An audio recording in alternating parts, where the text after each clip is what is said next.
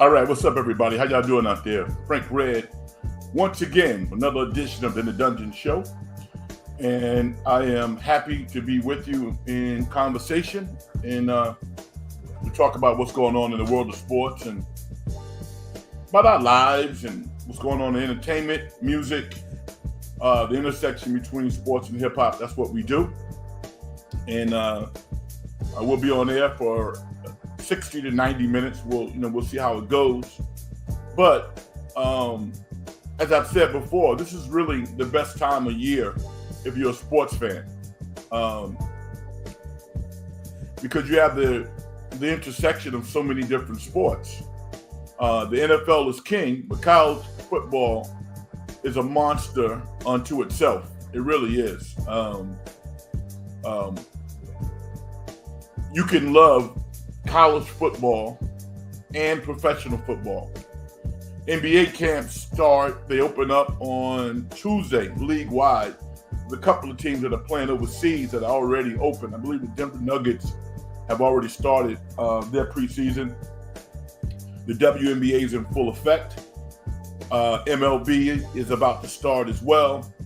Fans of teams that did not make the playoffs, you can get a little run if you have something interesting to say.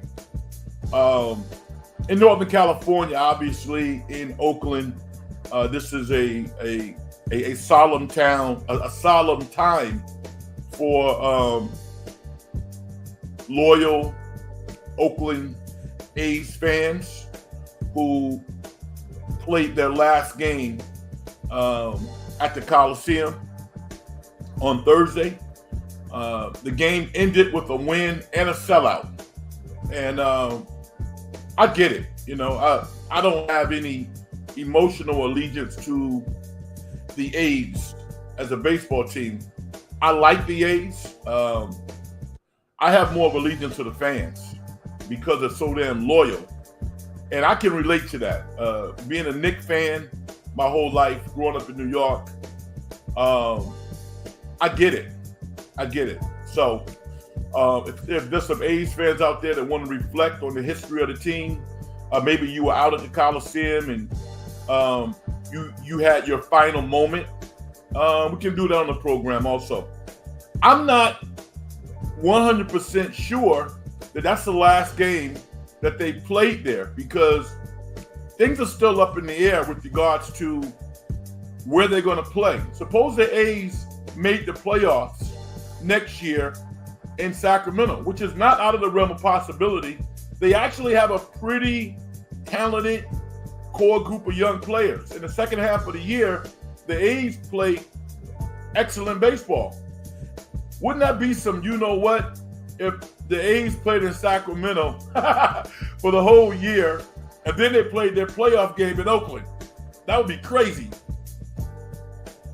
Maybe that's up there in the heavens for A's fans. So we're going to talk a little baseball. We can do that as well. But we're going to start with the San Francisco 49ers, who got right against the New England Patriots. It was a get-back game. That's what it was. And it wasn't an A game, but I would give them a B. I thought they played good football.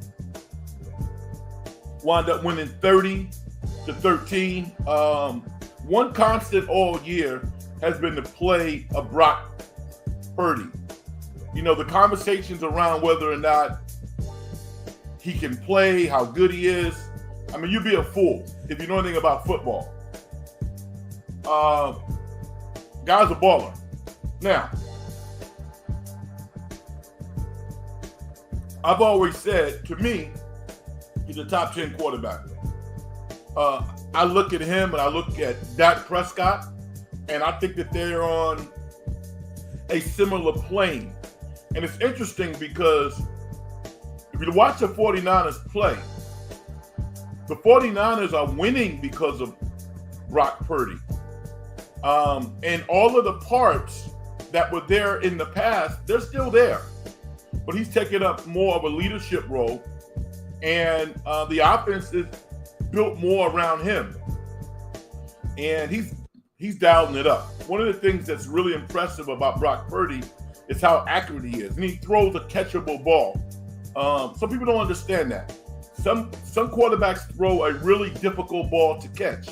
Purdy's balls feel like a loaf of bread, falling into your chest palate. That's how soft they are. But he can rev it up and throw with velocity as well.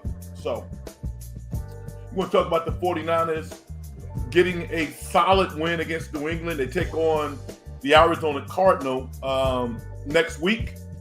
A team that they should beat, particularly playing at home. But it's a game-to-game proposition. They have to go out and play better than they did today. Jordan Mason.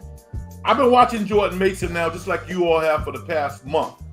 And one of the things that I was vexed on, I was like, well, who did this guy remind me of? I had to go into my memory bank, and I came up with a name. He reminds me of Freeman McNeil, the former UCLA Bruin and New York Jet, a player from my childhood who probably had 6,000 or 7,000 or 8,000 yards rushing in his NFL career. But that's who he runs like.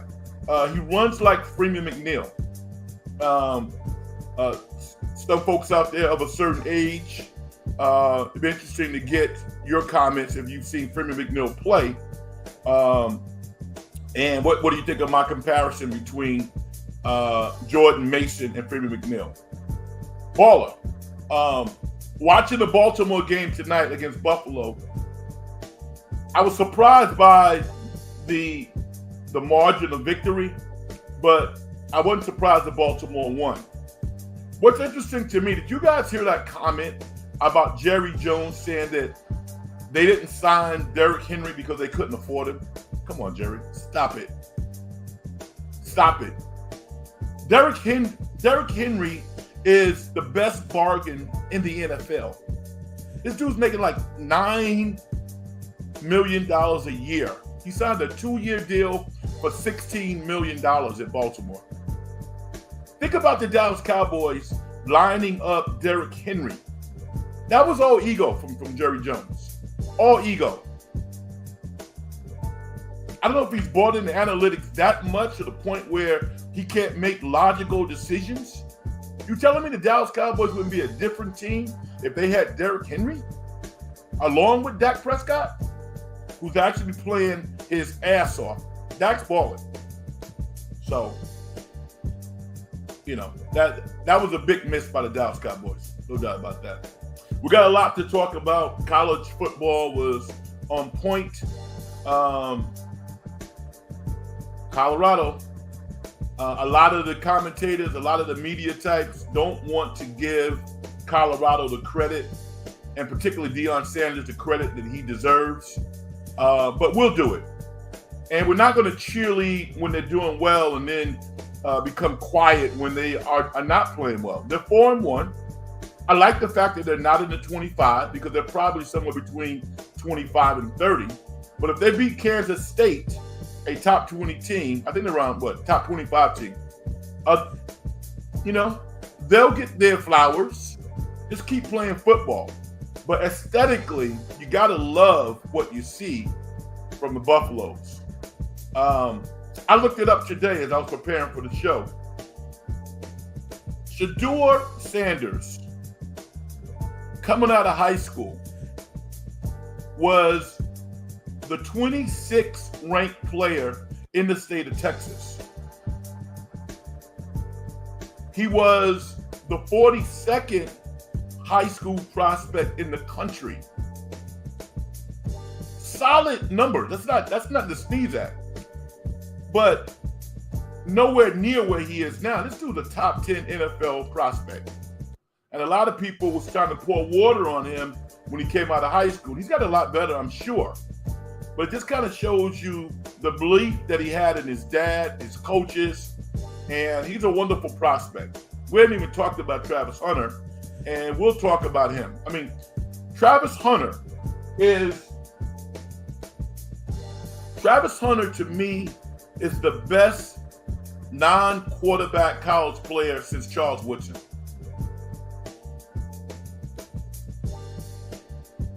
And Charles Woodson won the Heisman Trophy. So we can put that together. Let's go out and talk to Vicky. Vicky says, hi, Frank. Put my glasses on, Vicky. Hi, Frank. I was not impressed with the penalties. They need to clean that up fast. Yeah, absolutely. That's why I said it was a solid win. It wasn't an A win by the 49ers. But when you're reeling, when you're coming off a loss to the Rams, you need to get a win. And the one thing that I noticed today watching the 49ers was the effort. The effort was the best that I've seen this year. The combination of Malik Collins and Nick Bosa, they were in harmony, putting a lot of pressure on Jacoby Brissett for long intervals in ways that I had not seen that defensive line perform this year. So, they got to clean the penalties up, and it wasn't the cleanest of games, but the effort was there. And I think when you think of the 49ers, they're not only talented, but they play hard. They're one of the hardest playing teams in the NFL, and I don't think that 49er fans can necessarily say that from the start of the season until where they are right now. So I was impressive with their effort. And that's the foundation for winning, because a team like New England, that is not a complete team. They're going to beat some teams because they play hard too. They played the 49ers hard. Pretty good win. Steve-O, that's another good comparison. Marion Barber, who played for the Dallas Cowboys. I like that name. That's a great comparison to Jordan Mason.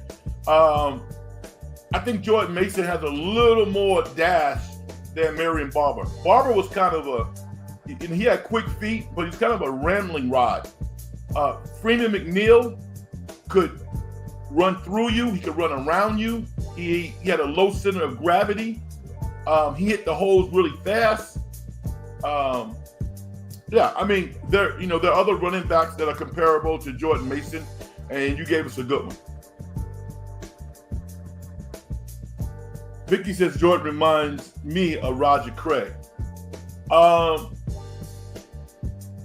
Roger Craig ran real hard. There's no doubt about that. But I think Roger Craig was an original. I've never seen anybody like Roger Craig. Maybe Walter Payton a little bit with the high stepping, but Roger Craig's knee action has not been duplicated in the NFL to me. So, good name though. Good name. Keith says, what's up, Frank?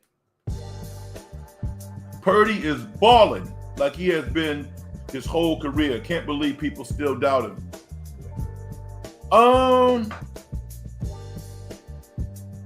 Yeah, I think because he had all those playmakers, he had McCaffrey, but he looks a little different now.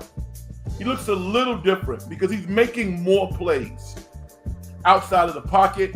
And I don't really love the fact that he's scrambling a little bit more. Like today, I thought he was kind of off balance a little bit. I just love him negotiating the pocket, going through his reads, and putting the ball on the money. He's so accurate. He has great timing throwing the football. So I like what I see. And it's interesting because we can talk about the names that everybody knows on the 49ers, but they got a plethora of guys who make plays. And that's not going to change. I think you're going to see Cowan, Pearsall, Jennings continue to emerge as a number one. 49ers got talent. There's no doubt about that. But Purdy's calm and his resolve, his leadership just looks a little different to me. That's good for him. Vicky says Colorado is balling. Yeah, they are. Vicky, what's the most impressive thing from your perspective that you've seen from Colorado? There have been many.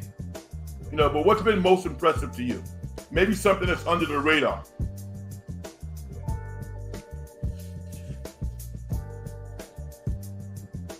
I love the coaching. I look at sports from a different perspective. I look at it more from a coaching perspective and a player's perspective. And Deion Sanders, Coach Prime, has learned a lot from Nick Saban. I think Nick Saban is the greatest college coach that I've ever seen. Because he's so meticulous. And he holds his players accountable so much. And I think Deion is the same way. He doesn't get a lot of credit. You notice Deion is not flamboyant on the sidelines. He's not a cheerleader on the sidelines. He's not. He's very respectful to the officials in ways that many other coaches are not.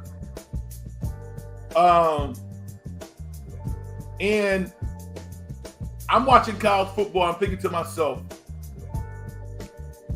if Auburn had offered the job to Deion, he would have taken it, I believe. Auburn snubbed their nose at Deion Sanders. Can you imagine Coach Prime on the sidelines at Auburn right now? With Shador and Travis Hunter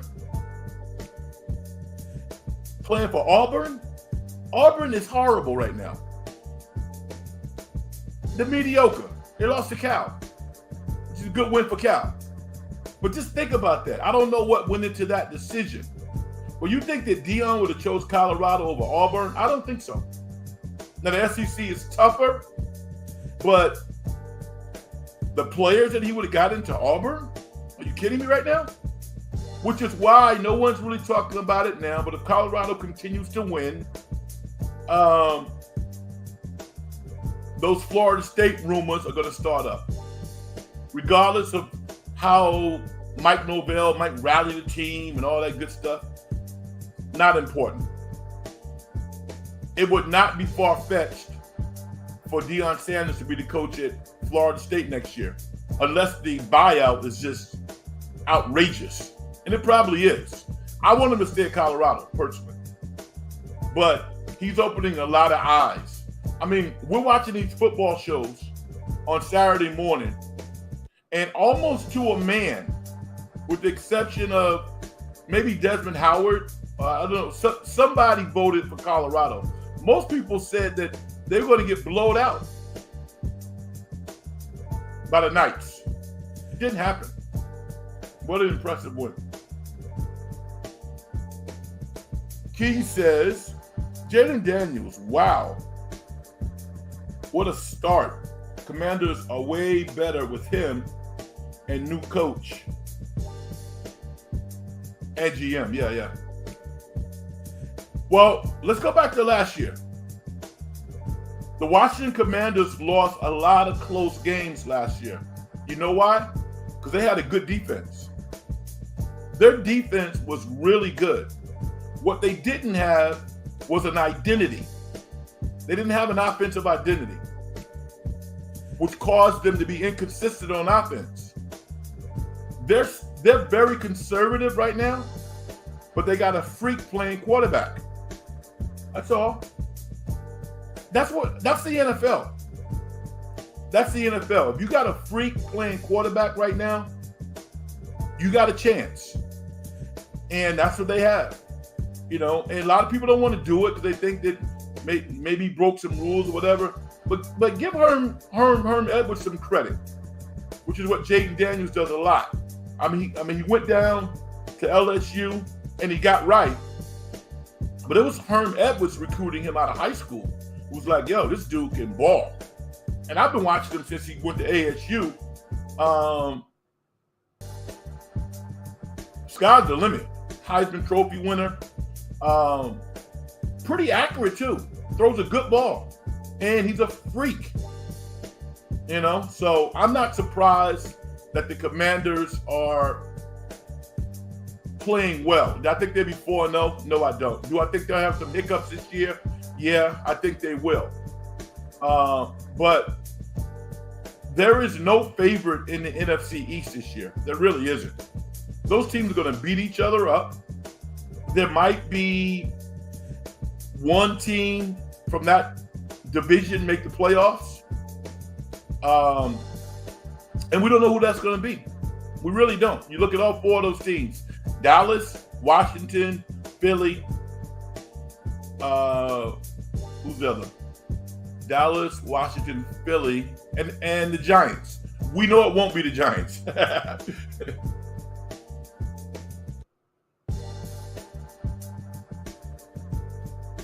Commanders in first place. Yeah, they are, man. They're good. How do you like the cat trade, Frank? You just wanted to see me smile, right? Huh, Keys? You know how happy I am, man. Now, here's the deal. It was the right move to make. And I say that with pause because you know how much I love and admire Dante DiVincenzo as a player. Love Dante. He makes the Knicks better just by his presence. And the business sucks. This is a guy who outplayed his contract. Probably left some money on the table because he was going to go and play with his friends. They helped recruit him to New York. Josh and Jalen.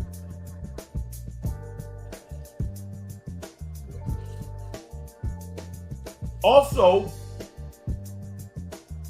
here's the dirty part. Jalen probably left some of that $100 million on the table with the thought that they were going to be able to keep all of those pieces together, minus Julius Randle. I don't think he was overly concerned about Julius Randle, but I think he felt he was going to keep Dante there. So I don't think Dante fits in Minnesota. I just don't. Dante is a cool white boy, that New York loves. He's well-rounded. Culturally, he's a fit. That's why he worked in the Bay so well. I want him to come to the Warriors. Minnesota? Really? With that group? They're not going to really listen to him. They're not. They don't have a leader in Minnesota. Their ownership group is in flux.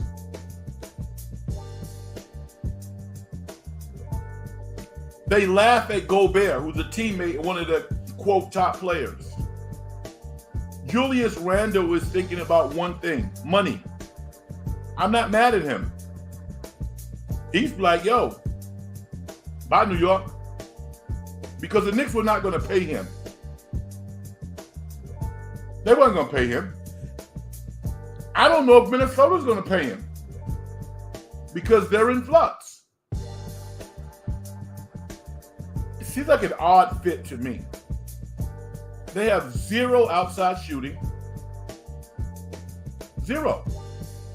Not a whole lot of experience. I saw a tweet this weekend. It was a picture of Draymond Green smiling, and the caption said, "This helps the Warriors."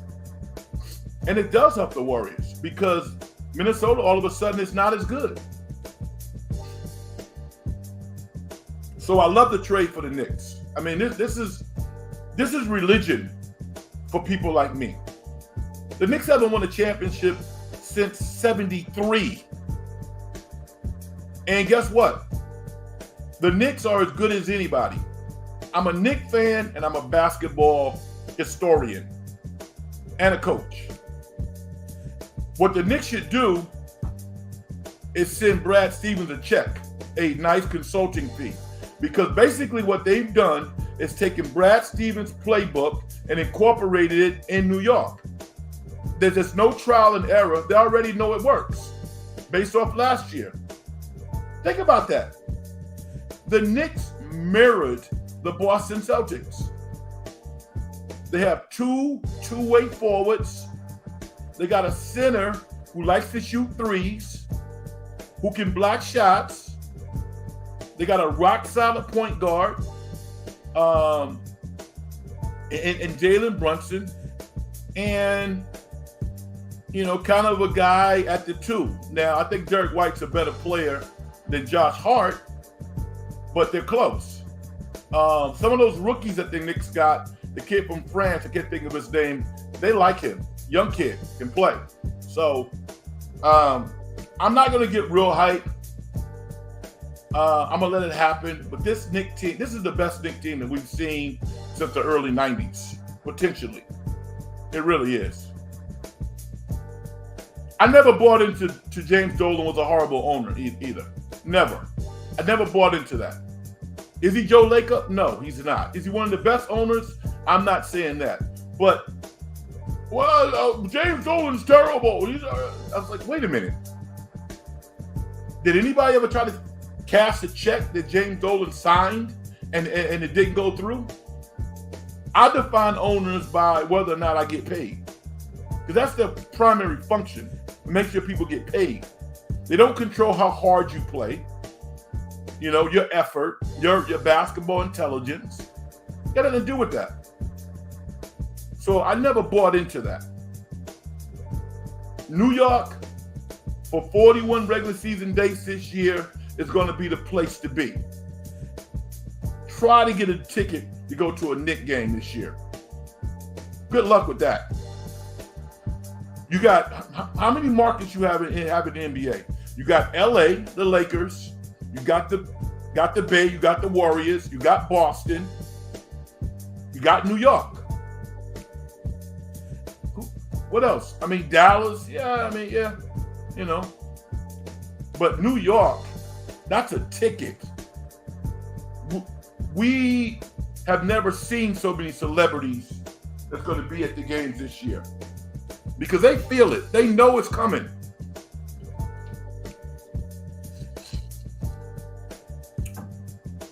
I love that team.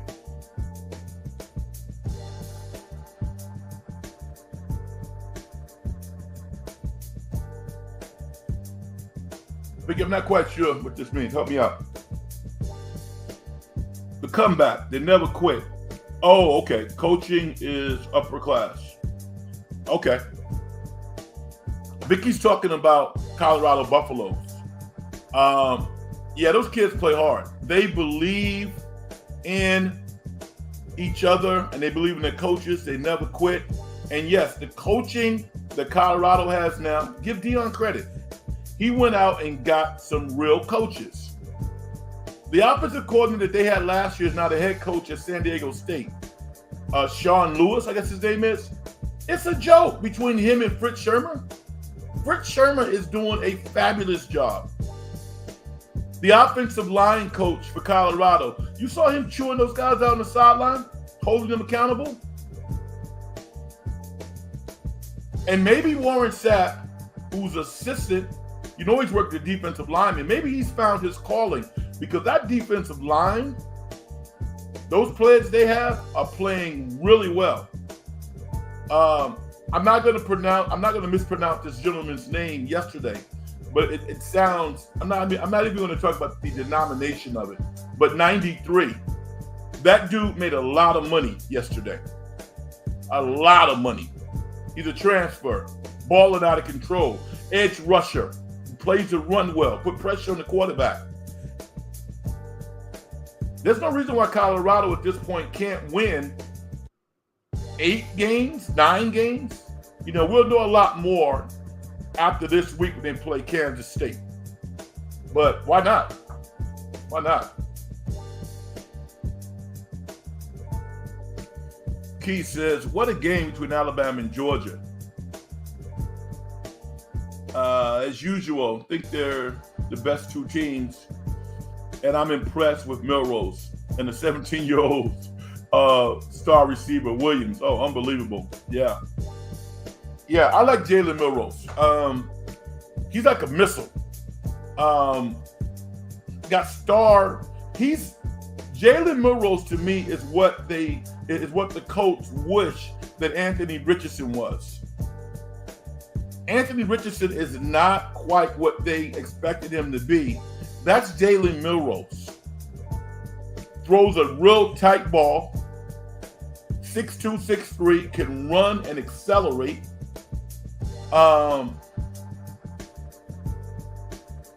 I respect the hell out of Georgia, but I'm always going to roll with Alabama.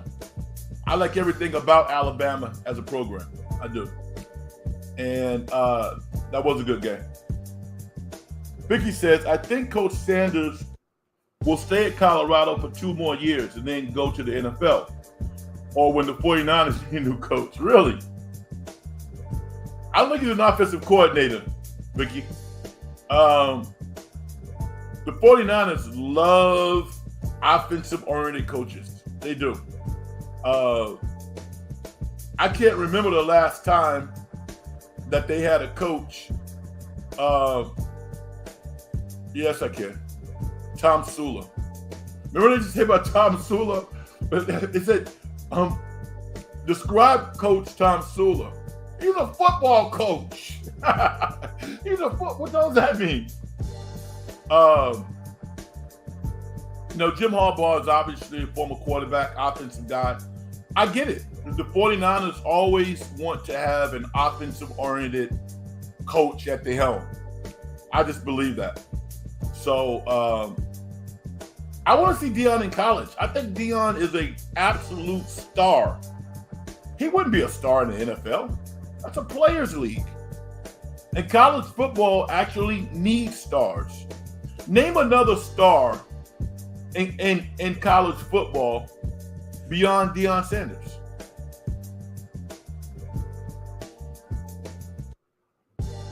There's some, I guess, but there's not a lot. Deion Sanders is the biggest star in college football, which is why he gets hated on a lot. You think the networks don't love him on the sidelines at Colorado? Woo. Vicky says, the Warriors lost 14 games by 5 points or less. If they can improve on that,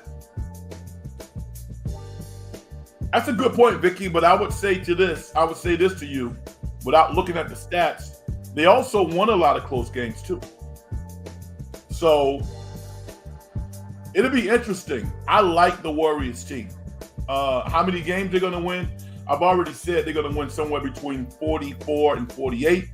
Vicky thinks they're going to win 50. I don't think so. I think around 44 to 48. But I love their guard play. And I think that you're going to see Kerr this year using a multitude of combinations. It wouldn't surprise me if they have a lead, if they finish games playing 3 guards, different combinations.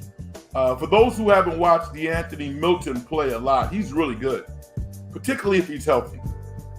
I like what the Warriors did. I think the Warriors are good. Key says, Knicks robbed the Wolves. I don't know which trade is worse, Cat trade or Gobert. One GM needs...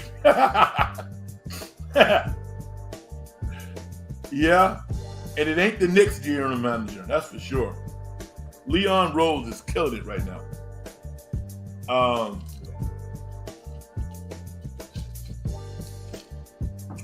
Again, this is religion, man. Do you know how good this Knicks team is? This Knicks team is going to be the best half-court defensive team in the league. Good luck trying to run your offense against this Knicks team, particularly at Madison Square.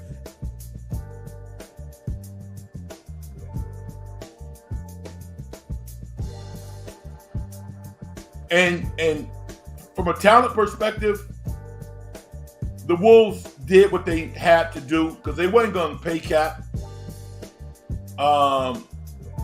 And they're in a flux. They don't even know who's going to own the team. And they're not flux with cash. A-Rod and his partner are trying to make sure they have the money to buy the team. If the owner ultimately has to sell it to him, he wants to renege and keep the team or sell it to somebody else for a lot more money. So they got problems. They really do. Andrew the GOAT. think it's time for the Patriots to tank.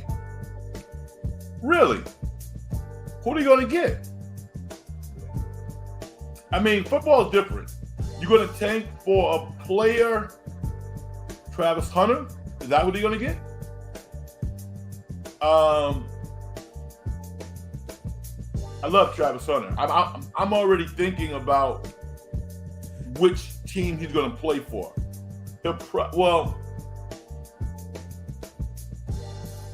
I think Charlotte. I think the Carolina Panthers have their pick this year. He's a star. Travis Hunter can not only play football, but he's a star. Rarely do you get a chance to draft a star. So, I don't know any cornerbacks that have gone number one. I don't remember a cornerback going number one. So it's going to be interesting. If New England tanked and they got the number one pick, I would trade that number one pick and get a couple of first round picks. That's what I would do. Because if you're really keen and you know what you're doing, if you got a top 15 pick, you can draft an excellent player. You know, football is about evaluation. That's why the teams that have won historically, they continue to win. The Baltimore Ravens. Most of those guys are not first round picks. They develop first round picks. That's what they do. They develop first round picks. I mean, Ozzie Newsome and those guys. Think about Lamar Jackson. Lamar Jackson was drafted 32. He was the last player drafted in the first round. And you watch this guy tonight. I know people love Pat Mahomes, but there's not a more talented player in the NFL to me than Lamar Jackson. Throws a tight ball. Nobody runs like him. Now, is he a better player than Pat Mahomes? No, I'm not saying that. He's not.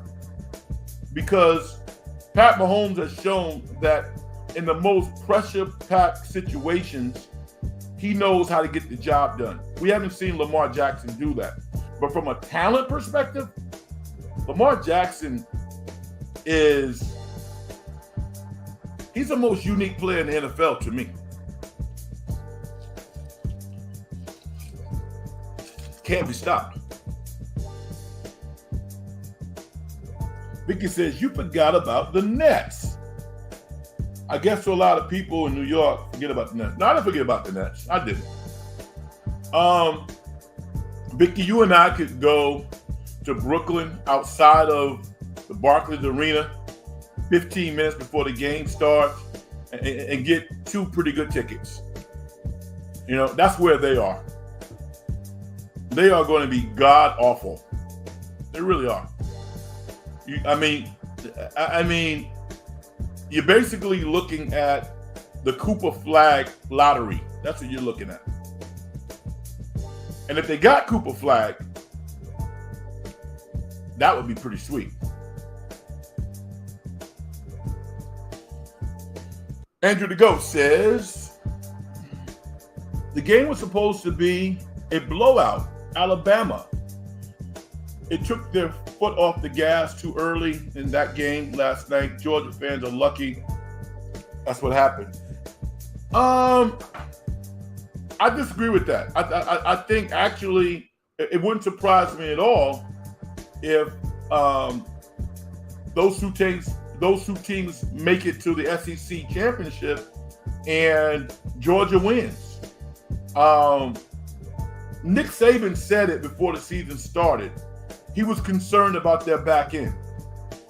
With a lot of transfers, guys leaving. And watching that game last night, the way that Georgia quarterback just took them apart, that was embarrassing. It really was. It would not surprise me if Alabama loses to like Mississippi or somebody. Because they got like freshmen back there. They got freshman corners. And yeah, they made some plays last night, but they were miraculous. I'm concerned. I'm concerned about Alabama's back end. I really am.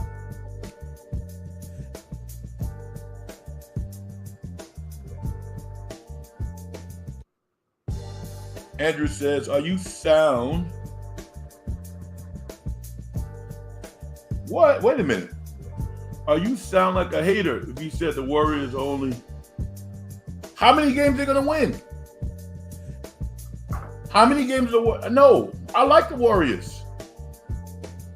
But I'm a basketball aficionado. I'm a talent evaluator. If I'm wrong, guess what? I'll be the first one to say I'm wrong. But tell me, how is this team going to win more than 48 games? Who are the top teams in the Western Conference? OKC. I think Dallas. Denver, I guess. The Lakers. I mean, Sacramento. The Warriors are not a more talented team than Sacramento. You know, listen, I said it in the summer, and I'm going to say it again. In spite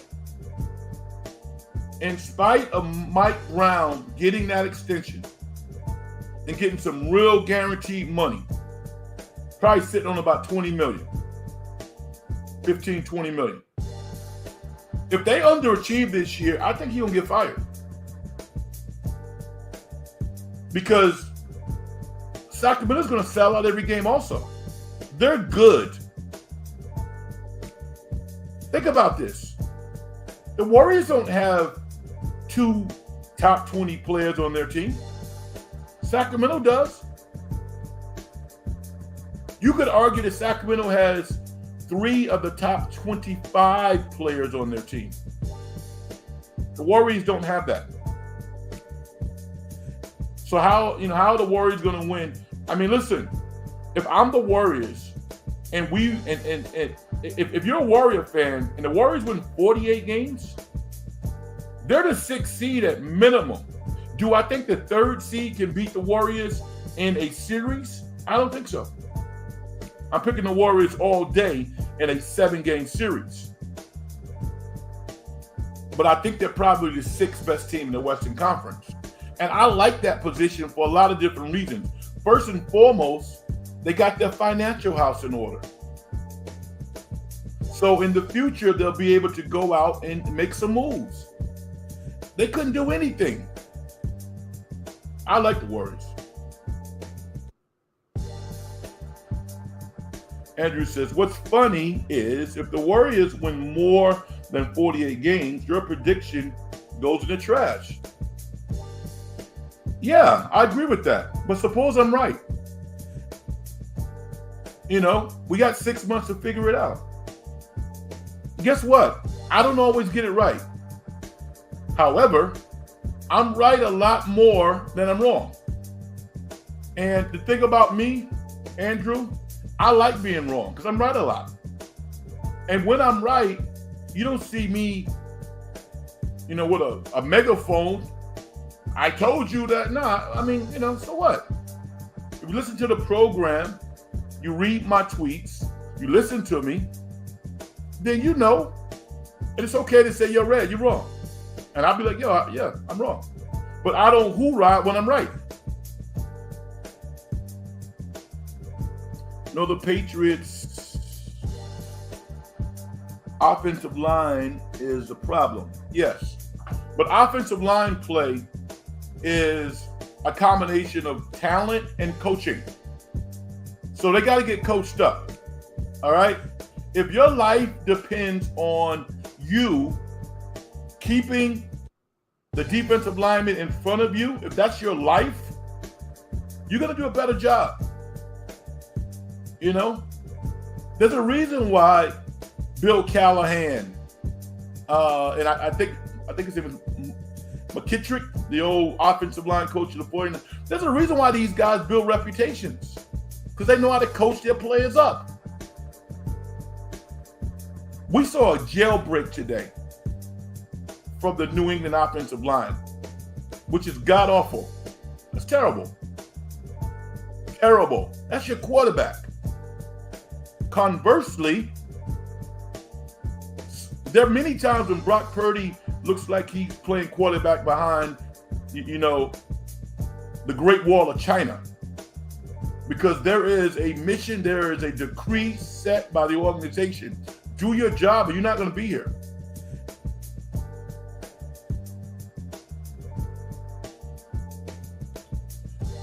Kitchen handy. I think it's the first time that you and I are conversing in conversations. Them Kings are going to be nice. Absolutely. First of all, DeMar DeRozan is one of the most professional players in the history of the NBA. If you know anything about like his journey to this point, one of the most honest, self-reflective professionals that we've seen. The thing about DeMar that I really appreciate also, this guy has been successful everywhere he's been. He had to adjust his game when he went from Toronto to San Antonio. And he made it work in San Antonio, probably averaging maybe 16, 17 points a game, because that's how they played. What happened when he went to Chicago? Back up to 25, 20 plus a game. He's already scored over 20,000 points. Zach got a steal. I am big on DeMar DeRozan. Think about Sacramento. Sacramento has 3 future Hall of Famers on that team. They need to win more than 50 games. And they need to at least win an opening round series. I'm not a play-in series. No. They need to win an opening round series, or I would not want to be Mike Brown.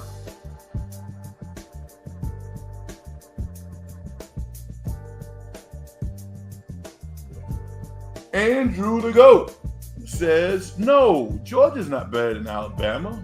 Your take, I do not agree with.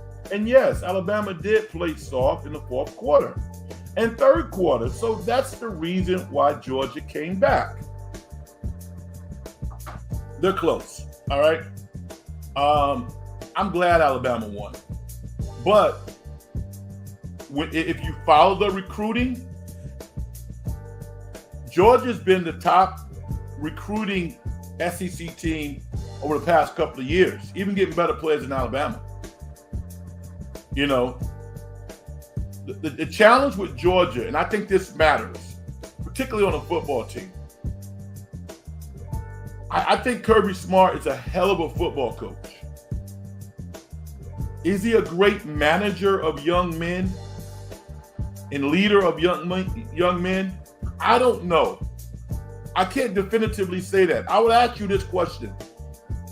During Nick Saban's tenure at Alabama, I'm not saying it didn't happen, but how many times have you heard about Alabama players getting into trouble in the off seasons, doing stupid stuff? Rarely. When you hear Nick Saban talk about his players, he's glowing about the number of college graduates that they produce. Georgia's reputation outside of football over the past couple of years, and nobody's really talking about it, is just dreadful. If he wasn't Kirby Smart, if he was somebody else, he might get fired. We're talking about people dying in car crashes. We're talking about players beating up women. And I'm not saying they're still on the team because they're not. But when you got an 18, 19-year-old kid coming into your program, as a coach, it's more than the sport. And I certainly know that Kirby Smart isn't happy that this is happening because he cares deeply about his program. But he's the head coach. He got to get that stuff he has to get that under control. And you might say, well, Rick, connect the dots. I can't give you a blueprint of how that impacts winning, but I think it does. I believe in Calmer. I believe in spirituality, and I don't think that winning happens by accident. You win on and off the football field, on and off the basketball court. There is a synchronicity that happens. And I'm disappointed with what I see with Georgia football. I am because I love the university. I love what they are about. They have all that talent. But what we've seen over the past couple of years, because here's the thing, and it doesn't define all of those players, obviously. They have so many young men who have gone on post-college and are doing wonderful things in society. But there's too many instances when that's not the case. And, I mean, you're literally one step away from reality outside of college.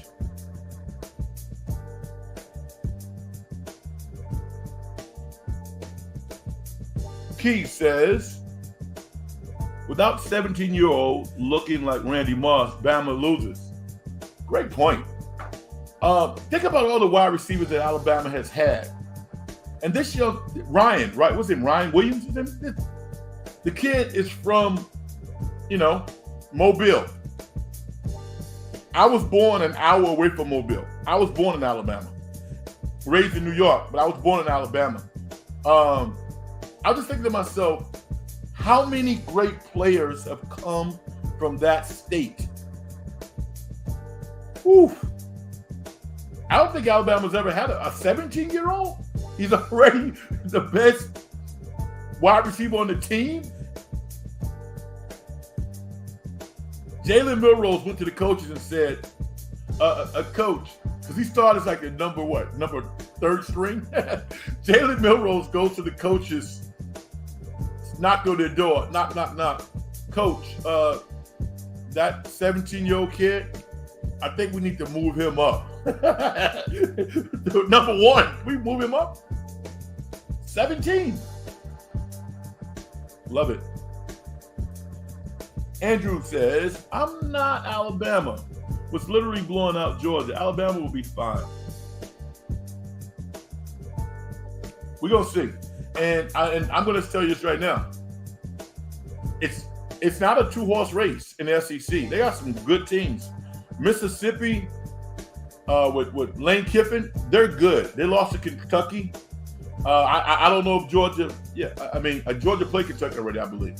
But they got the playoffs. Kentucky is really good. Mississippi's good.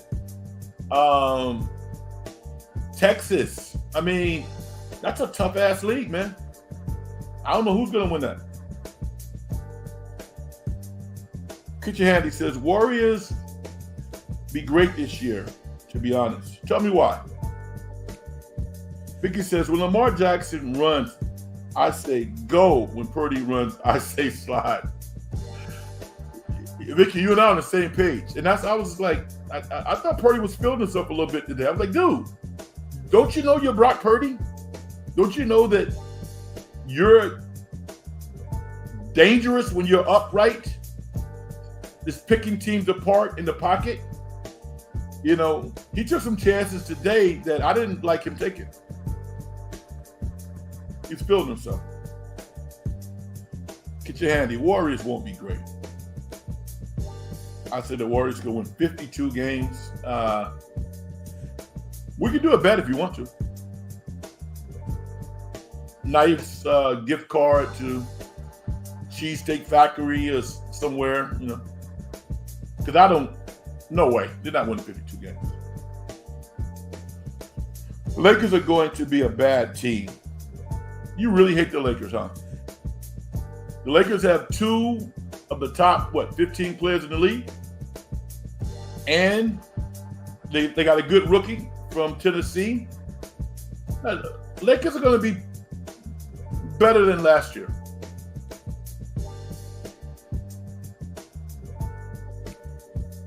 Hi, Frank. What's up, SG? How you doing, man? The Nuggets got worse in the offseason. I agree with you. I think they did get worse. I like JK. I think JK will be a top 25 player. I hope so. The Warriors, if he's a top 25 player, Vicky, then the Warriors might win 50 games. But I got to see it. Vicky says, you were right about the Bills.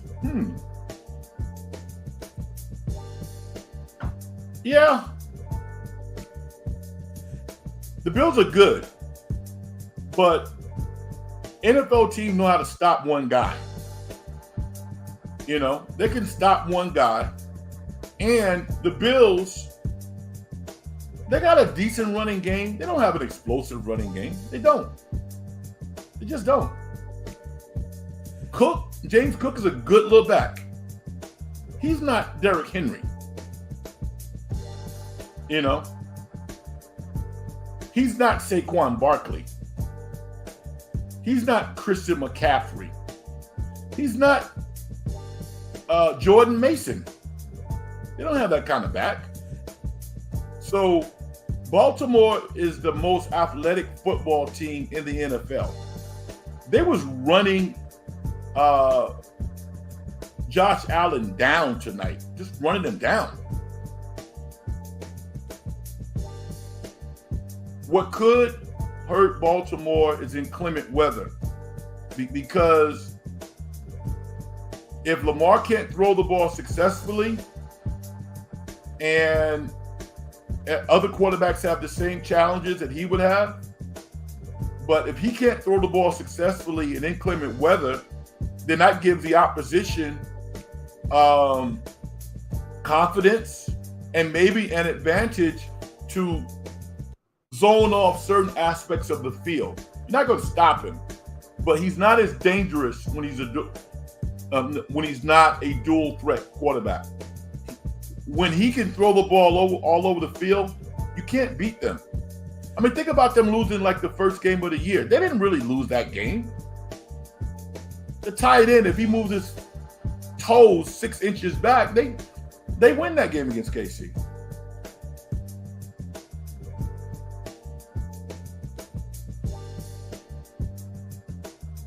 Andrew the GOAT.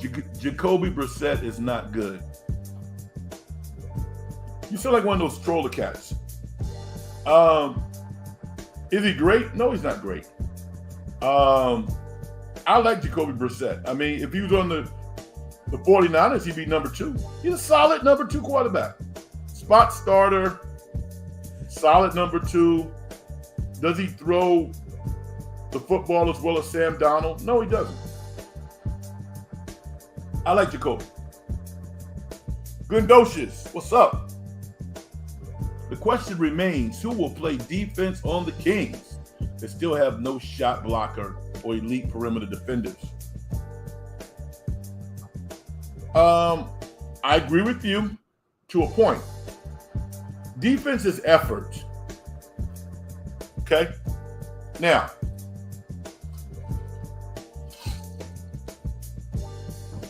the Kings will be top 5 in scoring this year in the NBA. They might lead the league in scoring. I'm going to go out on a limb. It's going to be Boston, OKC, Sacramento, or Denver.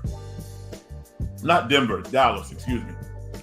So you're right. The Kings are not a great defensive team, but they don't have to be a great defensive team. What they need to do is play fundamentally sound defense, box out, and rebound. Stop fouling. That's all they got to do. Shot blocking, I don't know if they need shot blocking. They got a guy that takes a lot of charges. That team is poised to make a big jump.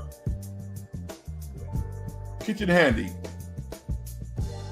Glenn, they proved that they have great defenders in Murray and Ellis.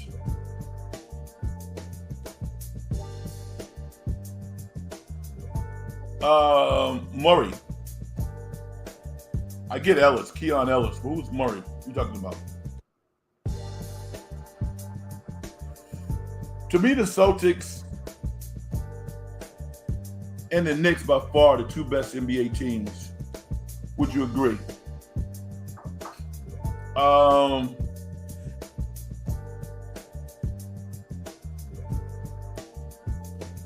I think they're the two most talented teams. I think when you look at OKC from a talent perspective, they're right there. And that doesn't mean that OKC is going to win the West. And I'm going to tell you right now, we all agree that from a talent perspective, Denver's kind of taking a step back. But I want to see Russell Westbrook in Denver. I want to see what Michael Malone is going to do with Russell. Is he going to let him go? Because Russell could go back in the Wayback Machine. Jokic is the best player in the Western Conference. That's not going to change. You saw that guy in the Olympics this year? So my eyes are wide open. The Knicks and Boston are elite. I didn't see anything from Joel Embiid this summer that makes me think that Philly's going to be that much better. I didn't see anything from the Milwaukee Bucks in terms of their acquisitions in the offseason that says that they're going to be that much better. So the Knicks and Boston are going to battle. Yes, they are the two best teams in the Eastern Conference. In the Western Conference, you got OKC, you got Denver, you got Sacramento, you got the Warriors, you got the Lakers. It's more competitive. And don't sleep on Memphis, and don't sleep on New Orleans. Very talented. I love the NBA. I think what we're getting at, the NBA is going to be really, really competitive this year. It's going to be a lot of fun.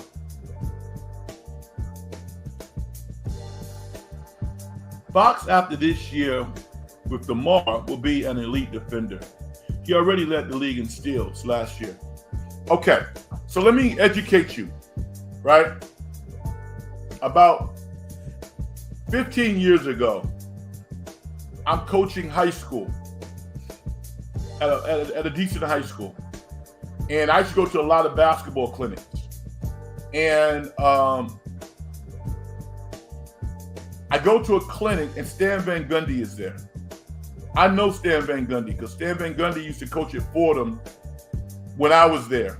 I graduated, but I was playing football. But I know Coach. And Stan Van Gundy said this, and I had to go, whoa. He talked about how the Warriors, when they were bad, used to get a lot of steals. And he says, leading the league in steals is the worst stat in the world. You talk about how many steals a player gets. How many times does that player not get that steal? What happens then? Yeah. So watch the game. You know, you don't want to lead the league in steals. That's not a good stat. Allen Iverson led the league in steals or was one of the top steal players. No, you want players like Drew Holiday, who keeps players in front of him, boxes out, blocks shots. You know, I'm gonna give you a stat. If you told me that De'Aaron Fox has the lowest field goal percentage against him by opposing guards, I would be impressed by that. I'm not impressed with him being one of the leaders in steals. That's a terrible stat. The Clippers can't get out of the way. Yeah, I think we all like Ty Lue. B. Shaw's one of my guys. I don't know how they move forward right now. I don't. I mean, Kawhi doesn't appear to be healthy. Paul George is gone. They got a bunch of role players, what they have.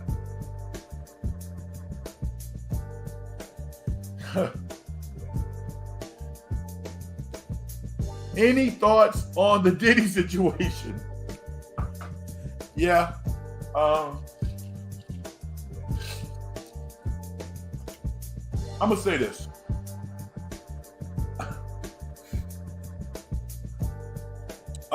There's a lot of people talking about it, obviously.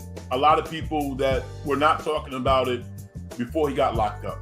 All right. But talking about celebrities, as we all know, it's kind of a cottage industry now. And I don't like to listen to a lot of it because that's what it is. It's like a lot of people wasn't talking before in real time.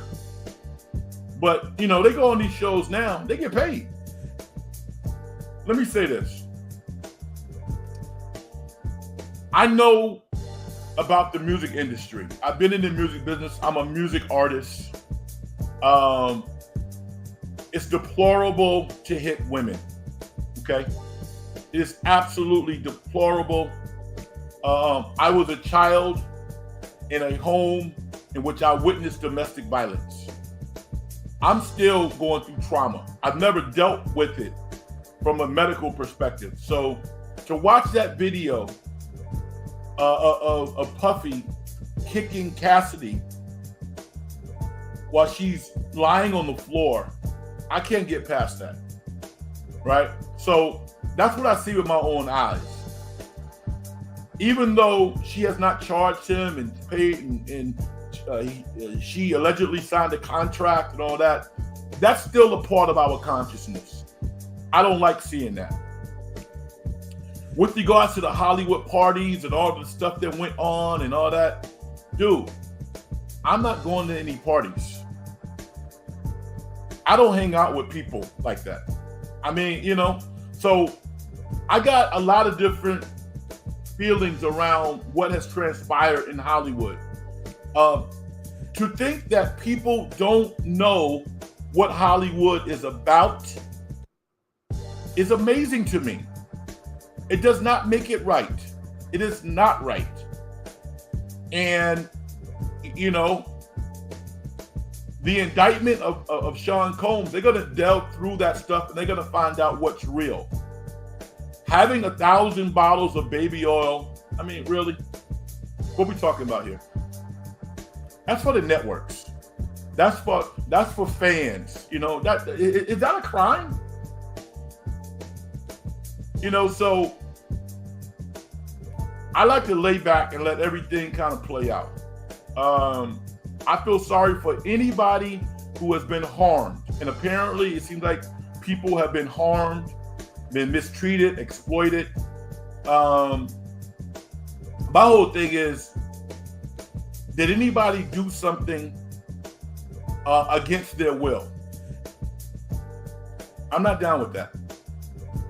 But I've been around the entertainment industry and, you can make some decisions in the now with the intention of moving your career forward. It happens. And people, at some point in their lives, reach a conclusion that it wasn't a good decision or somehow they've been harmed.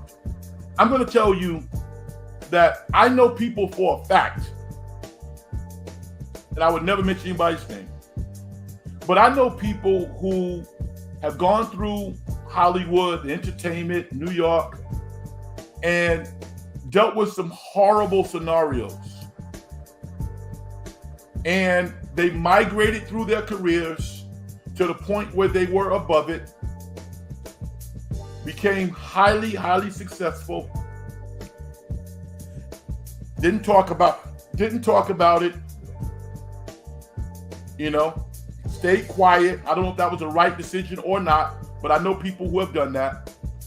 And I assume that they're dealing with the trauma the best way that they know how to deal with it. But they ultimately reached the goal that they wanted to get to. Now, the question is it worth it? Every day when I reflect on my career as an artist, I keep asking that question because I've invested a lot of time in my music. And as I have evolved and gotten better as an artist and got to the point where I am a legitimate artist and not a poser. Because at some point I think I was a poser. Why? Because you want entertainment for all the wrong reasons. And then you understand, or not, that this is BS. Thank God for my sports background and the moral fabric that was established in my house. And I'm a leader. I don't use drugs. Nobody can make me use drugs. I don't even drink alcohol. I don't smoke. I don't drink. None of that. So I'm intimidating to a lot of people. I'm not the type of person who was ever going to get real far in entertainment because you're not going to make me do something I don't want to do. It's not going to happen. That's not how entertainment works. So my feelings are there's a lot of bad stuff that happens in entertainment. And to what extent Sean Combs was a part of that, we're going to find out more and more. I can't talk specifics. I wouldn't do it anyway. But we're going to find out more and more what transpired. The point that I will make is that people are making a lot of decisions in the now with the expectations of getting something in the end. And sometimes they get it in the end, and they realize that it wasn't worth it. My level of consciousness, even as a young person, when all you want to do is become famous and get money and be popular with girls or whatever you do, but then you realize that's bullshit. Fortunately for me, I was educated, man. I had something to fall back on. I've had a great life. I had careers and stuff. So,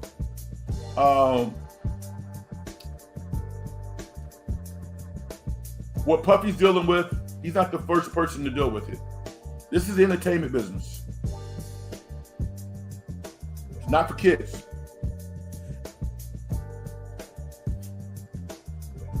For lunch in San Francisco that I had during the 49ers watch party was a crispy chicken club, fries, and Corona. Okay, good. Oh, okay. Wow, kitchen. I mean, dude, I forget stuff, man. Keegan Murray. I saw him play some pretty good defense against the Warriors last year, but he's not consistent. But he has some potential. This dude should be an all-star. Give me a freaking break. You telling me the Sacramento Kings should make it to at least the NBA semifinals this year? They're loaded. They are loaded. DJ Vinus. Hey, Frank, do you believe Kerr when he said the Warriors are really good this year? I think you got to listen to him very closely. He likes this team. He likes coaching this team. And, he thinks that he's better than most coaches. So if he likes his team and they listen to him, then, yeah. I mean, again, if you win 48 games in a competitive league, you've had a damn good year. So, yeah, I think the Warriors. I think Kerr believes they can be good. To win a championship, they need some breaks. They need some surprises. Like Vicky said, they need Kuminga to be a top 20 player. They need Andrew Wiggins, a person who's dealt with tremendous strife, losing his dad, to honor his father in the best way that he can. Hopefully that includes being a great basketball player. They need him to be the best version of himself. The Warriors are interesting because they have a lot of pieces, and never underestimate intelligence. The Warriors are one of the smartest teams in the NBA.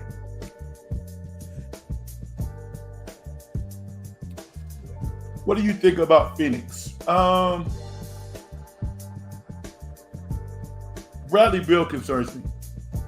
I loved how KD and Book played in the Olympics. Made me take another look at them. They're still two high-level players. They really are. And I was a big fan of Bradley Beal too. I don't. Sometimes I look at Bradley Beal and I just go, Does this guy really love basketball, or is his body just failing him at this point? I don't know. Phoenix is talented. They are very talented. Nurkic has lost about 30 pounds. I saw some video of him. He looks totally different. So it's going to be interesting, man. Phoenix is not an afterthought or a team that you don't have to acknowledge. They're very talented. Kitchen Handy, what do you think about SGA's defense? I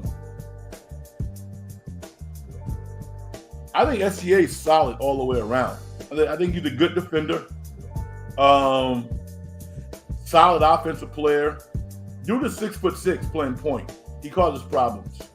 The only challenge that I have with SGA, and I remember having seemed like a day-long tweet fest with some Thunder fans, and I kept making intelligent points, and they didn't really know how to deal with it. The challenges that I have with SGA is his usage rate is too high. He dribbles the freak out the ball, which is why I think they kind of ran into problems with Dallas. He dribbles too much. And for somebody to have his hands on the ball that much, the ball in his hands that much, his three-point shooting percentage is not high enough. It's not. Which is why they went out to alleviate some of the ball handling responsibility by going out and getting Caruso. And Caruso's going to help their defense.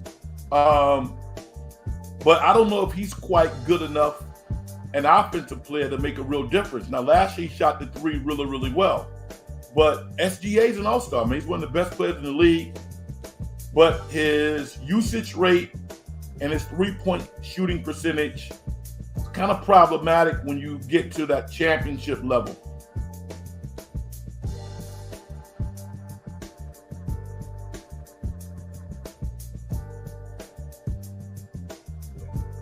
Vicky says, there is a dark side to every industry. Yes, there is. Know what's interesting, Vicky? It comes down to kind of money, you know? If you are a person who worships money, you're liable to do any damn thing.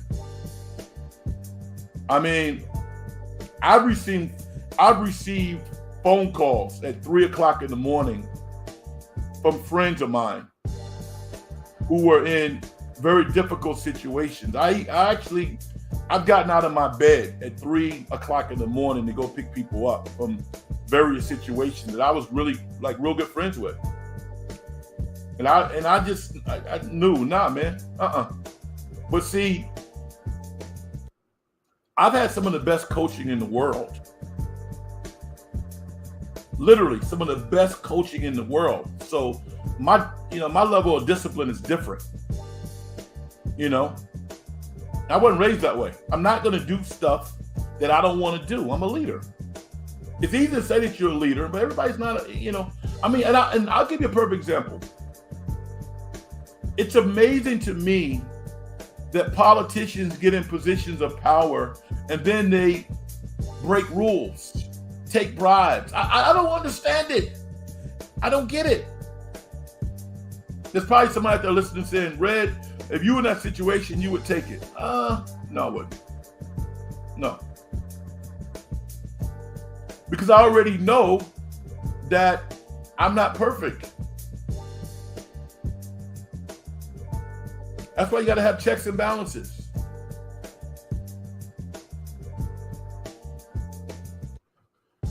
Vicky says the biggest thing with the Warriors is how Mr. Green behavior.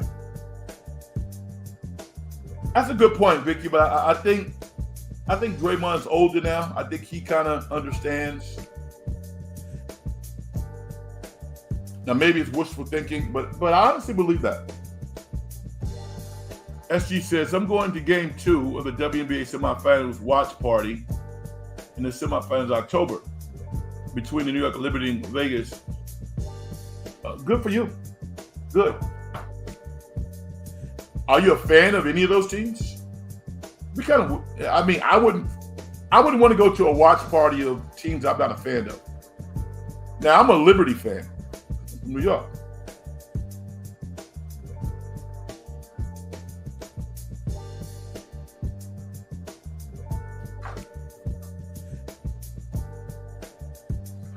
Wow.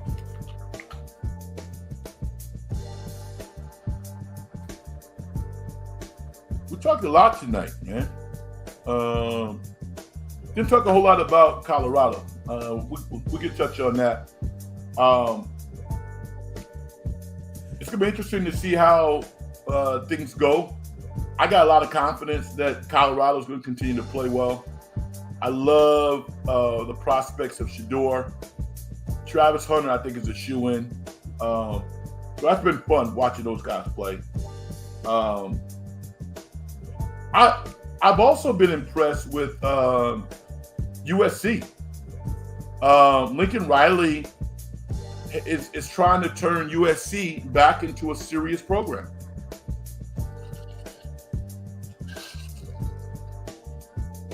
Which I love.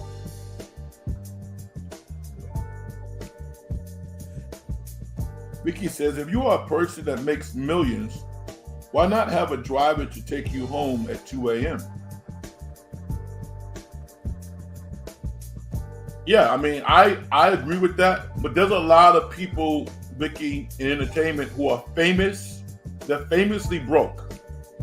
You know who they are, you know their names, and you assume that they have money. And a lot of them don't have money.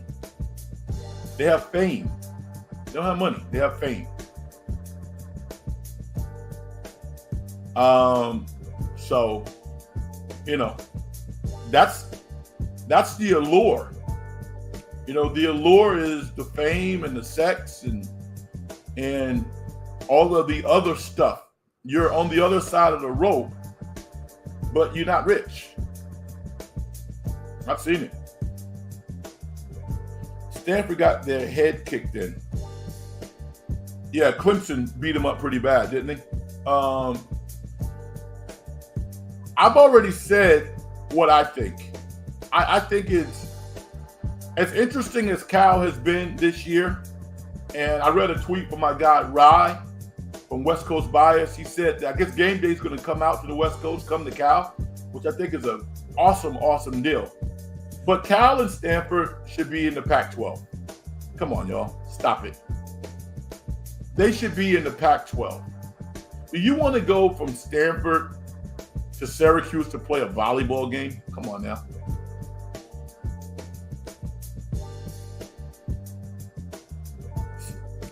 It's absurd.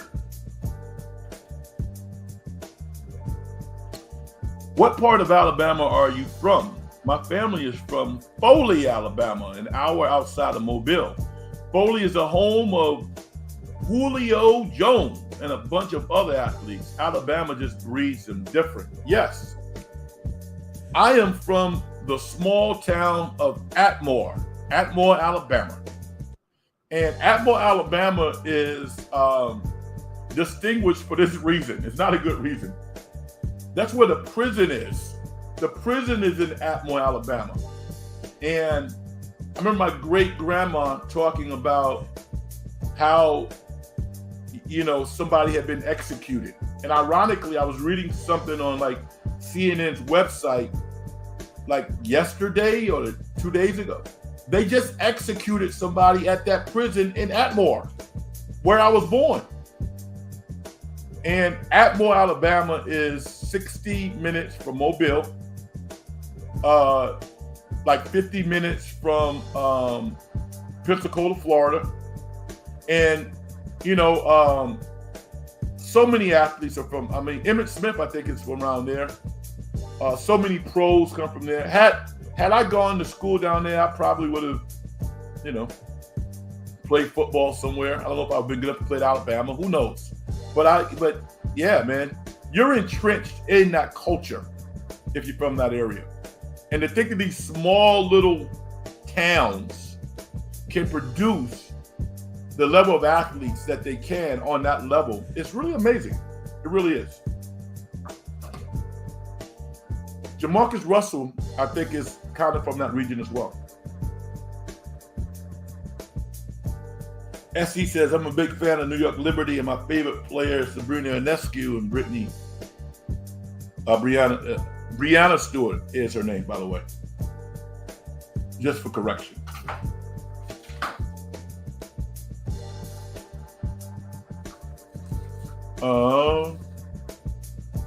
Oh yeah, I gotta touch on this. I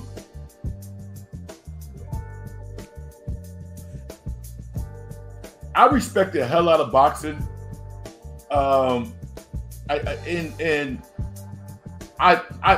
marvel at the talent because it's amazing. But the business side of boxing is shady as you know what. UFC, wow. I mean, those are some skillful fighters, and I respect it. But again, in terms of compensation, it's not fair. I mean, some of the people who go through those circles, we never hear about them. We never see what's on the other side. But the older I get, once I became an adult and I started to really appreciate the skill level of boxing, and I started to watch Muhammad Ali, and I was like, wow. I started to really understand what he was doing. The balance, the punching power with both hands, the strategy, the footwork. It's amazing when you see a really talented boxer who knows what he or she is doing in the ring. Pretty impressive.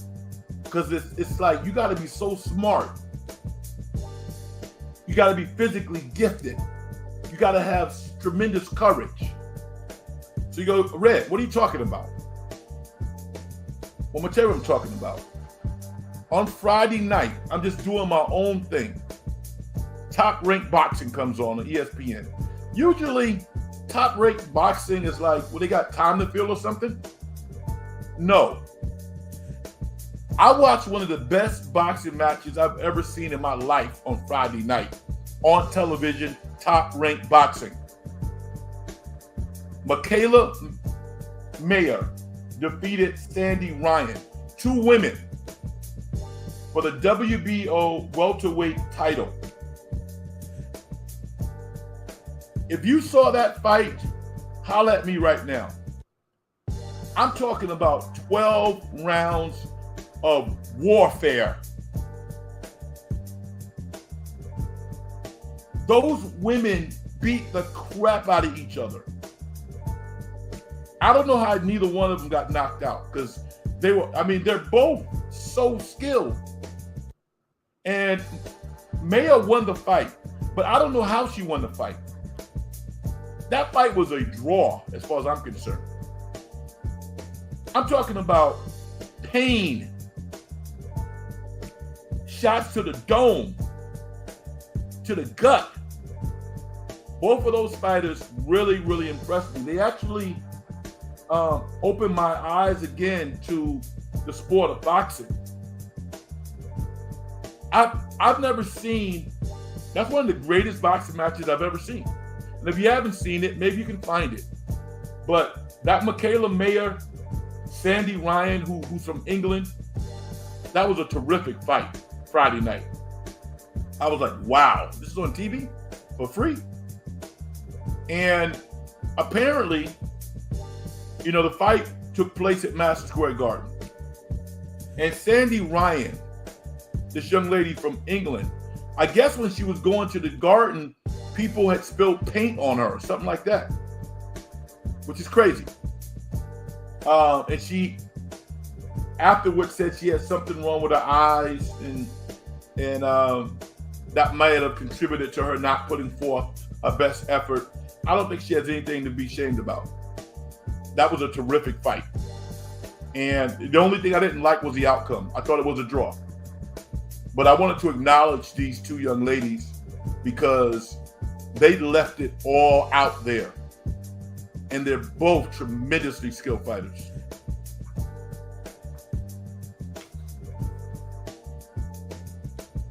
Guess what? I went to the movies. I saw a movie called Lee. And the movie is about a female photographer, the greatest American female photographer that we know of, who covered World War I. And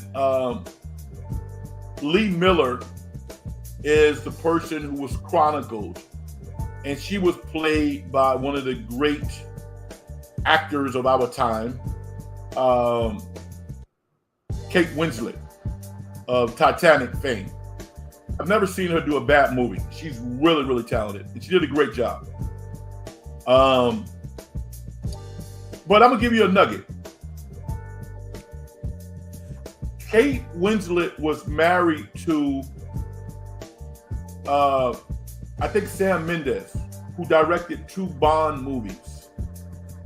And there's a scene in this movie, Lee, that has a connection to a Bond movie with Daniel Craig and Eva Green when they're on a train.